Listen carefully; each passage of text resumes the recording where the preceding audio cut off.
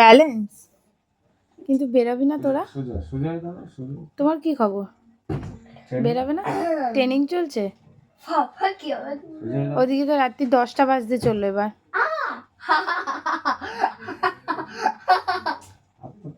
চলো চলো চলো তাড়াতাড়ি চলো, কালকে স্কুল আছে বাবা, আবার অনেকটা ভোরবেলা উঠতে হবে।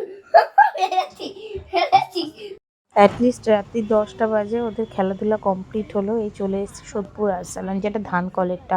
সোদপুর বিটিওডেরটা অত আমার ভালো লাগে না, তো এটাই ভালো লাগে। আর আমার পাগলি খালি রেস্টুরেন্টে গেলেই খালি বলবে বিরিয়ানি খাবে বিরিয়ানি খাবে।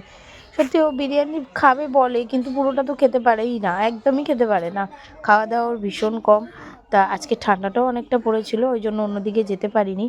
দেখো রেস্টুরেন্টে একদমই ভিড় নেই, আমরা যে রথে বসেছি এটাতে কিছু মানুষজন এসেছিলো, খাওয়া দাওয়া করছিল, আমরাও টুকটাক খেলাম, একটু স্টার্টার নিলাম, বিরিয়ানি নিলাম। এমন বেশি কিছু আমরা খাইনি, কারণ হচ্ছে স্টার্টার যেটা ছিল এটাতেই না পেটটা একদম কিরম একটা হয়ে গেছে।